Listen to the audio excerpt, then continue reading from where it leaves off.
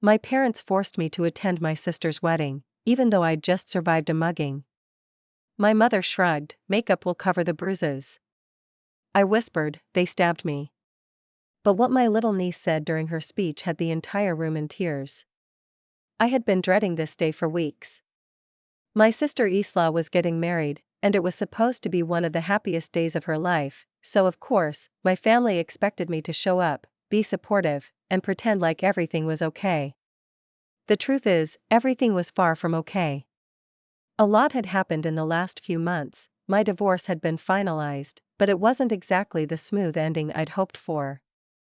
My ex-husband and I had fought about everything under the sun, and it felt like I was constantly in a state of emotional turmoil. I wasn't the picture-perfect daughter or the perfect sibling, and sometimes I felt like I was just there to fill a role in the family rather than being seen for who I really was. And then, the night before Isla's wedding, everything took a turn. I was walking home after a meeting with my lawyer. I remember feeling so tired, physically and mentally drained, but as I made my way down the quiet street, I was grabbed from behind. At first, I thought it was a joke, someone messing around. But when the man shoved me into a dark alley, I knew it wasn't a joke. He had a blade.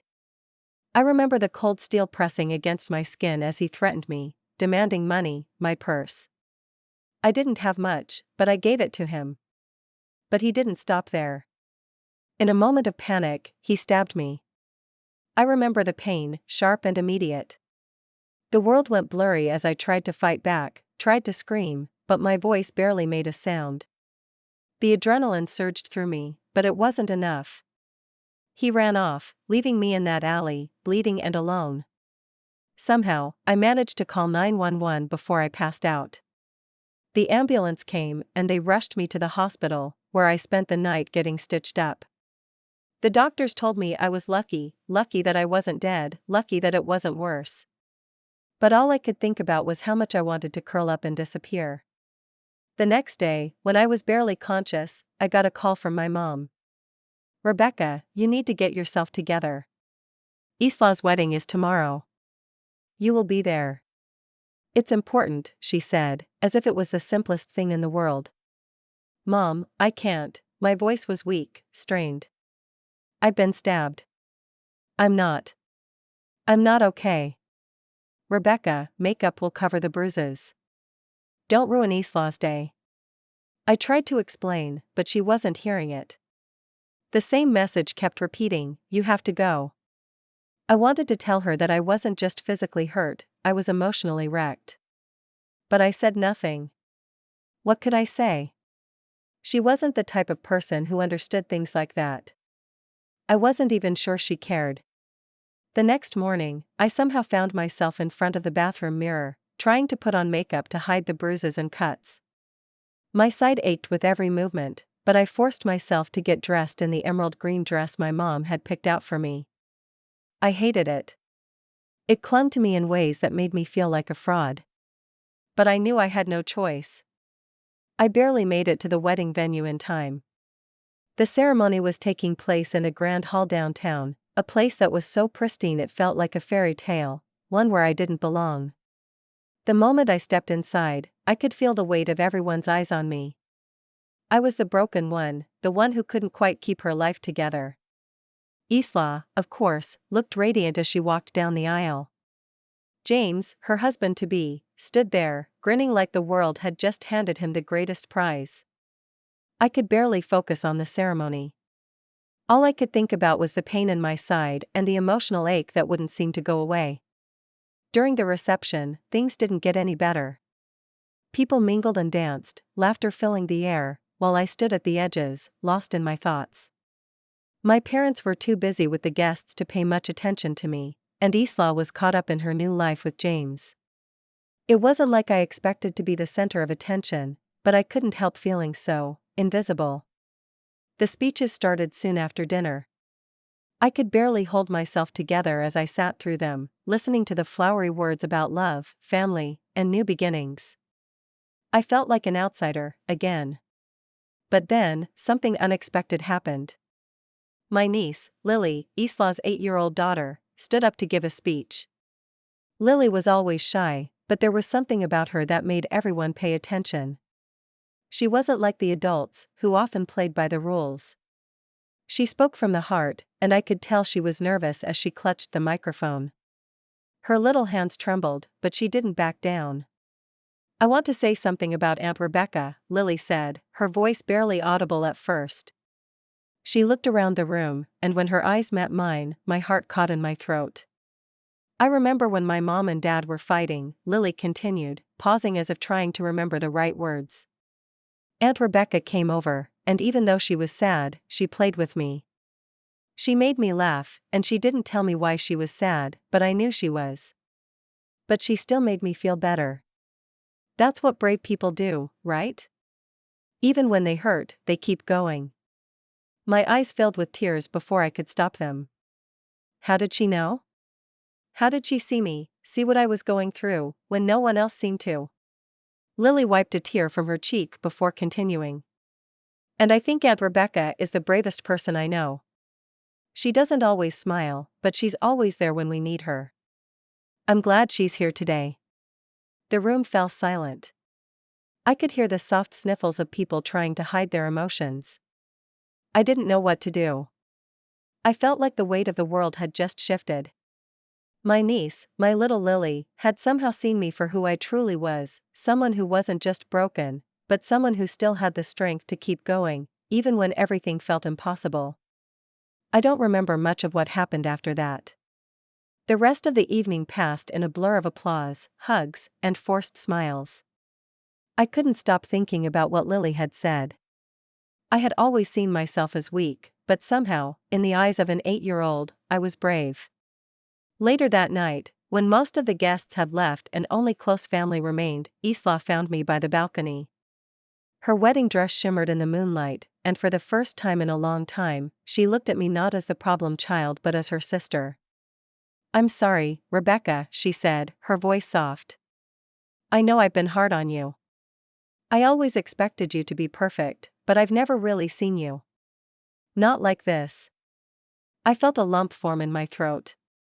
I wasn't sure how to respond, but I nodded. "It's okay," I whispered, my voice barely audible. "I've been hard on myself too." Isla stepped closer and hugged me tightly. And for the first time in years, I let myself cry in her arms. Maybe things weren't perfect. Maybe they never would be. But in that moment, I realized that maybe that was okay. I wasn't perfect, but I was here. And somehow, that was enough.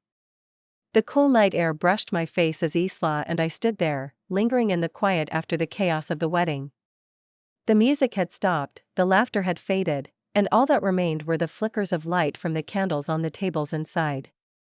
I wasn't sure how long we stood there, but the silence between us felt right, in a way. It was as though we were both coming to terms with the fact that we had never really seen each other the way we should have, not until now. Isla pulled away from the hug, wiping at her eyes, still a little teary-eyed herself. "I always thought you'd just bounce back," she said, her voice barely above a whisper. "I never knew how much you were hurting." I didn't respond right away. What could I say? The truth was, I'd been carrying this weight for years, the weight of feeling like the disappointment in the family, the one who didn't follow the path they all expected me to walk. Isla had always been the easy child. The one who excelled, who did everything right. Me? I was the one who made choices that nobody understood, the one who failed in all the ways they thought mattered. I wasn't married. I didn't have kids. I'd been through a divorce that my parents still judged me for. But standing there in the cool night air, hearing Isla's words, it felt like maybe she finally saw me. Like she was starting to understand me in a way she never had before. "I didn't know either," I said quietly. "I've been trying to figure it out on my own. I didn't want anyone to know how much it hurt." She nodded, her face softening as she looked at me. "You don't have to do it alone, Rebecca. You never did. I think I've been so caught up in my own life that I've missed a lot. But I see you now. And I want to help." I wanted to believe her. I really did. But the truth was, I wasn't sure how to lean on her. She had her own life, her own family, her own happiness. I didn't want to be the sister who burdened her. But hearing her say those words made something shift in me. For the first time in a long time, I felt a small spark of hope. The conversation drifted into silence, and the noise from inside the reception hall seemed far away. Isla glanced at her watch, then back at me. I should go back inside. I think Mom's looking for me. She hesitated for a moment. Are you sure you're okay? I smiled, though it felt tight. I'll be fine, I said. I just needed a minute to breathe. I'll be okay. She smiled back, though I could see the uncertainty in her eyes. But she didn't push. She didn't need to. Instead, she placed a hand on my arm, gave it a gentle squeeze, and then turned to walk back inside, leaving me standing there in the shadows. I didn't go back right away. Instead, I stood there, thinking about everything that had happened, the mugging, the pain, the wedding, Lily's speech. I could still hear her words echoing in my head. That's what brave people do. They keep going, even when it hurts. I didn't feel brave. I felt exhausted. But I had made it here, hadn't I? I had survived. And maybe that was enough. After a few more minutes, I walked back inside, my body aching with each step. I was met with the usual polite smiles, the forced conversations, the questions about how I was doing. I tried to smile, tried to keep the small talk going, but the truth was, I just wanted to go home. To lie down and let the weight of the day slip away. But I couldn't. Not yet. The night dragged on, and as the guests started to filter out, the place felt emptier, quieter. I found myself standing near the exit, watching the last few people say their goodbyes, when my mother approached me. Her face was painted with the same carefully composed expression she always wore, but there was something different in her eyes tonight, something that I couldn't quite place. Rebecca, she said, her voice low, almost apologetic. I've been thinking. I glanced at her, wary. My mother and I hadn't exactly had the most open relationship. She'd always been more focused on appearances, on the way things looked to others, than on what I actually needed. I'm sorry for how I handled things, she continued. I know I haven't always been the best at supporting you. I blinked, surprised. I had never heard my mother apologize for anything. Not really. You don't have to apologize, I said softly. I'm used to it, I guess. She took a deep breath, her hands clasped in front of her as if searching for the right words. I didn't realize how much you've been carrying. I've always been so focused on Isla, on the wedding, that I didn't stop to ask if you were okay. I was silent for a moment, taking in her words. It felt like there was a shift in her too, like she was finally understanding something about me that she had never really cared to before. I just didn't want to let anyone down, I said finally, the words spilling out before I could stop them. I thought I had to keep going, keep pretending everything was fine. But I'm tired, Mom. I'm really tired. She reached out then, her hand resting on my arm. The gesture was tentative, but it was there, and for once, it didn't feel like a judgment. I know, she whispered. And I'm sorry for making you feel like you had to do it all on your own. I nodded, feeling a lump form in my throat. I didn't know what to say. Part of me wanted to yell, to demand that she finally see me, but another part just wanted peace.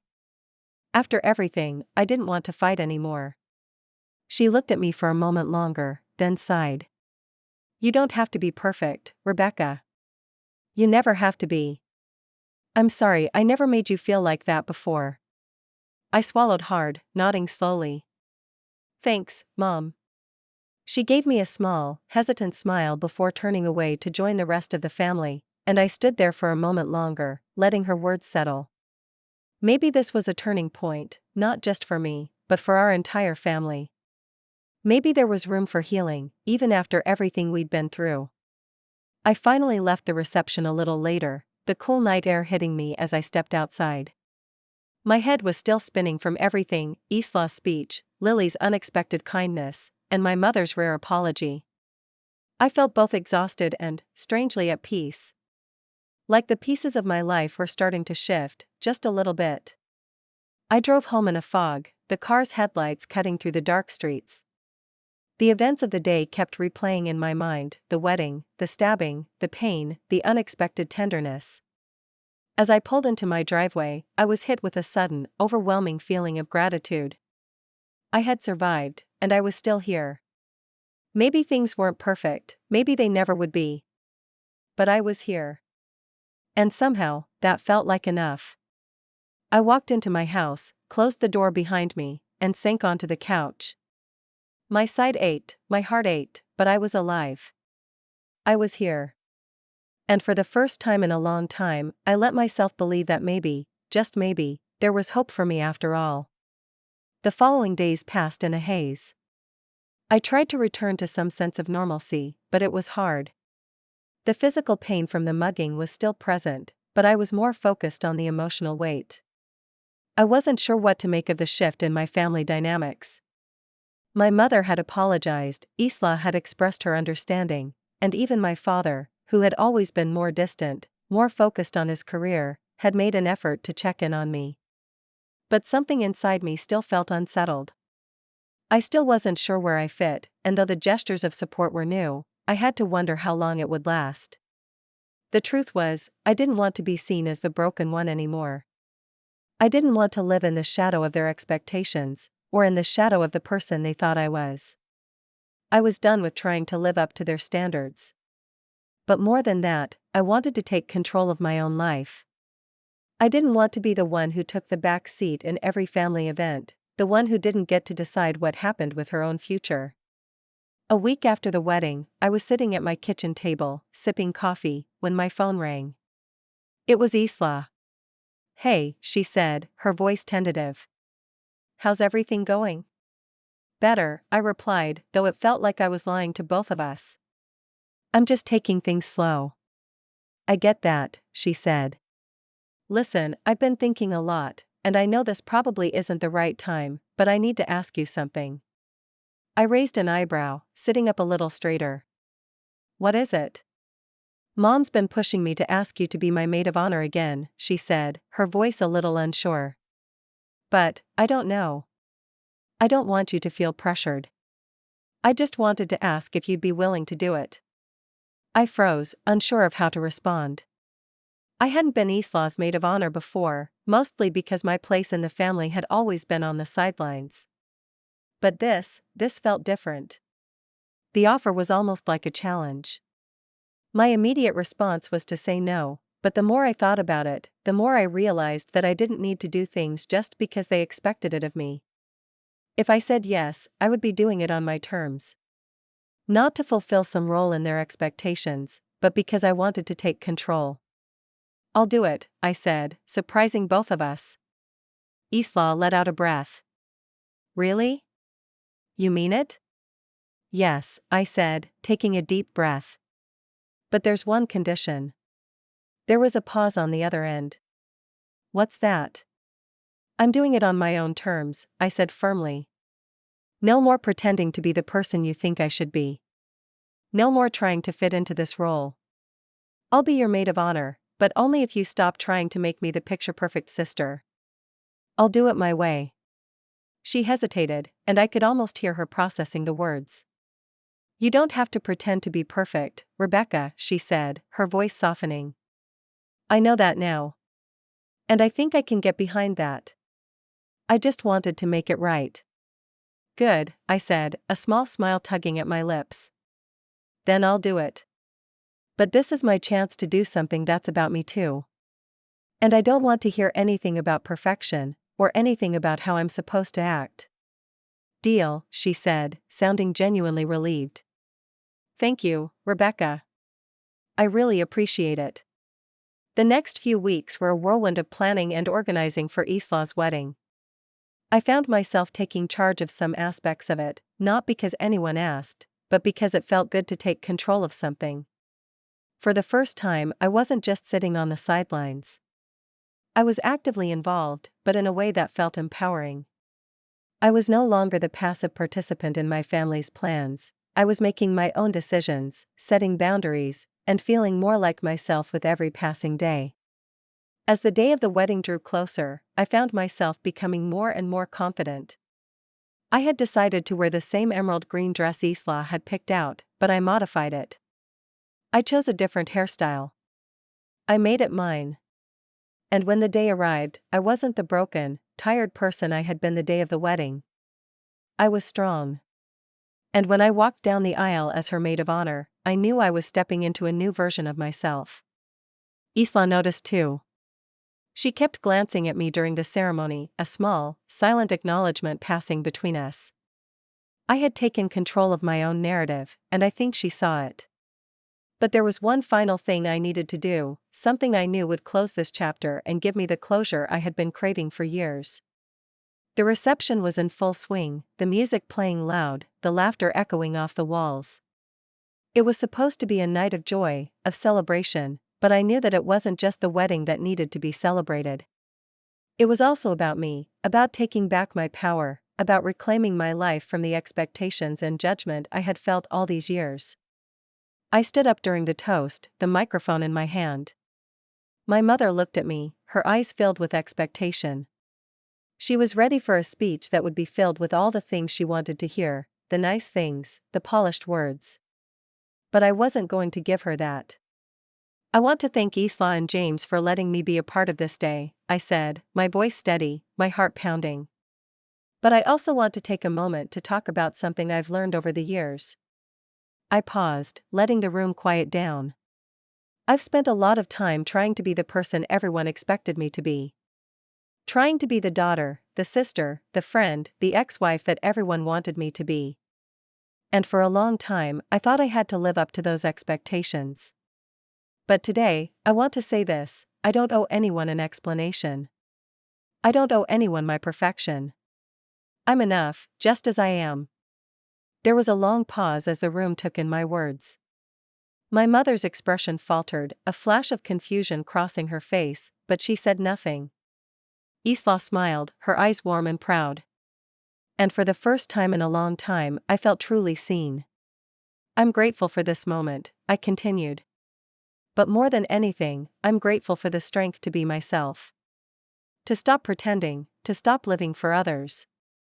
I'm here, in this moment, because I've learned to stand up for myself, and I'm not afraid of what comes next. The room was silent for a few moments, and then the applause came, soft at first, hesitant, and then it grew louder.